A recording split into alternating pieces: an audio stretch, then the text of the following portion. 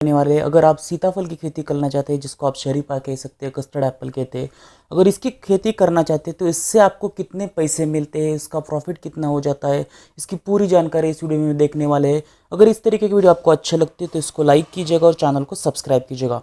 तो सबसे पहले हमको पता है कि सीताफल को हम शरीफा कहते हैं, शुगर एप्पल कहते हैं, कस्टर्ड एप्पल कहते हैं, इसी नाम से इसको जाना जाता है। और बहुत सारे लोग, क्योंकि ये बहुत ज़्यादा मीठा फल होता है, इसीलिए बहुत सारे लोग इसको खाना पसंद करते हैं। और इसका और भी एक एडवांटेज ये है कि सीताफल के इस्तेमाल से जो हृदय संबंधित जो बीमारियां रहती है या पेट के संबंधित कैंसर, कमजोरी, इस तरीके की जो बीमारी है, इससे भी छुटकारा मिलता है। और इस वीडियो में हम क्या करने वाले हैं कि जो भी इसके फाइनेंशियल एस्पेक्ट है, यानी कि उसका प्रॉफिट कितना होता है, प्लांटेशन का खर्चा कितना आता है, हर्बिसाइड्स का खर्चा कितना आता है, पेस्टिसाइड्स का खर्चा कितना आता है, उसके बाद आपको सारा खर्चा ख़त्म होने के बाद जो हार्वेस्टिंग के बाद आपको पैसे मिलते हैं, उसमें से कितने पैसे आपके पास बच जाते हैं, तो पूरा 4-5 साल में हमको कितना पैसा मिल जाता है, इसकी पूरी जानकारी इसमें मिलेंगे। तो इसी तरीके के फाइनेंशियल एस्पेक्ट के वेरियस जो बिजनेस से रिलेटेड वीडियोज़ है, इस चैनल पर आपको देखने को मिलेंगे, इसीलिए इस जो बेल आइकॉन है इसको आप प्रेस कीजिएगा। तो सबसे पहले यहाँ पे हम देख लेंगे कि जो सीताफल है उसके वैरायटी, जिसमें रेड सीताफल है, बालानगर है, हाइब्रिड है जिसमें गोल्डन, गोल्डन 1, गोल्डन 2 और कई तरीके के 32 वैरायटीज़ अलग से, जैसे कि वाशिंगटन है, अर्का चंदन है, पुरंदर है, अर्का सूर्यमुखी है। तो इस तरीके के बहुत सारे वैरायटीज़ आपको देखने को मिलेंगे बहुत सारी जगह पे।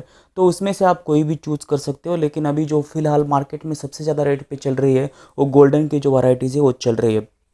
तो उसके बारे में आप देख सकते हो।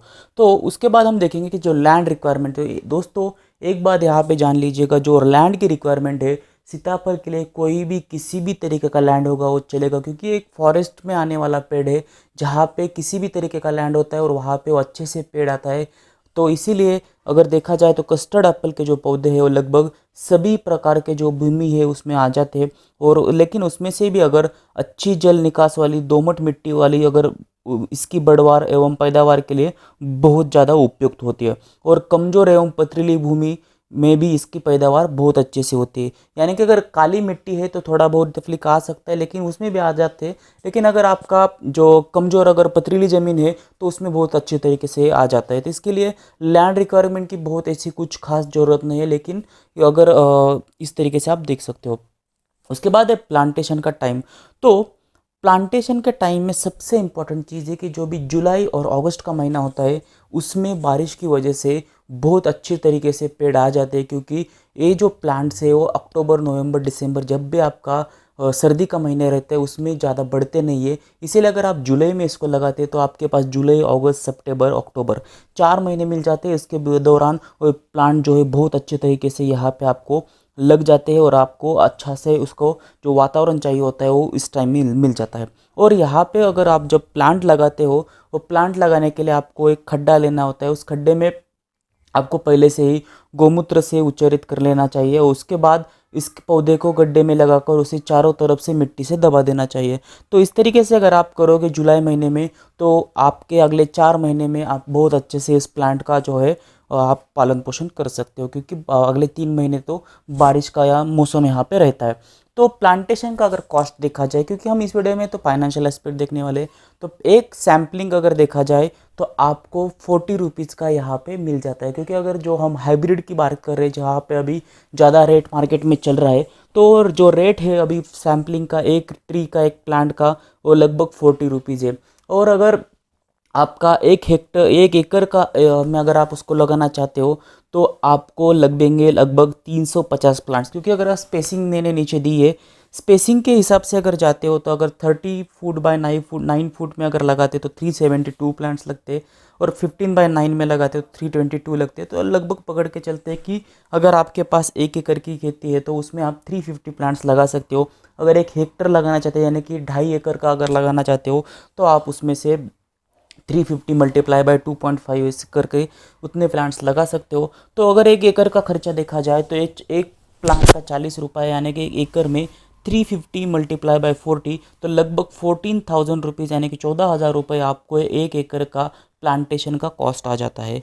और उसके बाद आपका अगर हेक्टर का निकाला जाए तो आपको लगभग 35,000 रुपीज़ एक हेक्टर में यहाँ पे लग जाते हैं।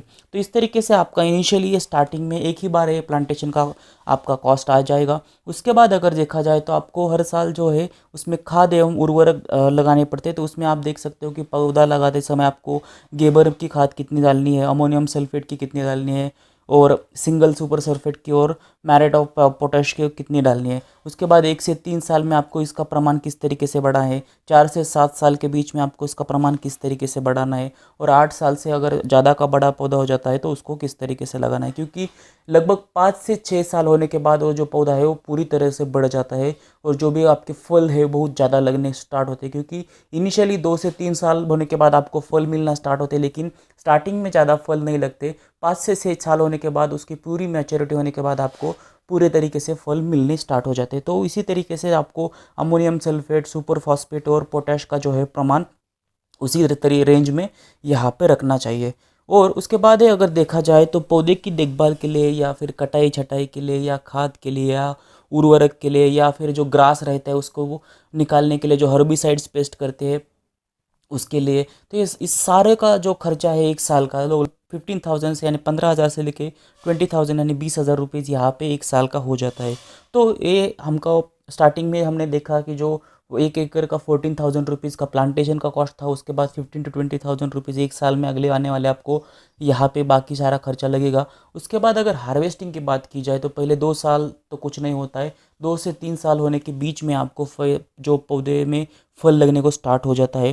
तो उसके बीच में 2 से 4 साल तक आपको लगभग एक पेड़ पे ऊपर 40 to 50 जो पौधे हैं वो लग जाते हैं। और उसके बाद जैसे जैसे मैंने बताया कि मैच्योरिटी आपकी जो पौधे की है 5 से 6 साल होने के बाद पूरे मैच्योर हो जाते हैं, तो उसके समय आपको 80 to 90 जो फल है यहाँ पे एक पेड़ के ऊपर आपको मिलते हैं। अगर देखा जाए तो 80 to 90 अगर फल भी आपको एक पेड़ पे मिलते हैं तो 1 एकड़ में अगर आपकी जो पूरी हार्वेस्टिंग है वो 1 एकड़ में हमने 350 पौधे लगाए थे तो 20 से 25 क्विंटल के आसपास के आपकी यहाँ पे हार्वेस्टिंग हो जाती है।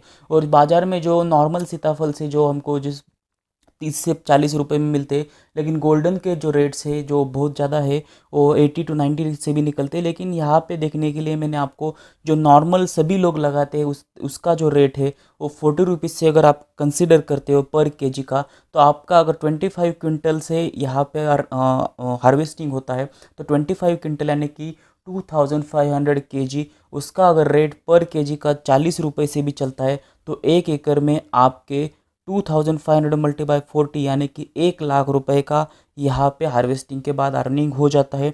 1 हेक्टर में आपका 2,50,000 का यहाँ पे अर्निंग हो जाता है। और जैसे मैंने बताया कि खर्चा, सारा खर्चा जो है 1 साल का वो 20,000 रुपये है।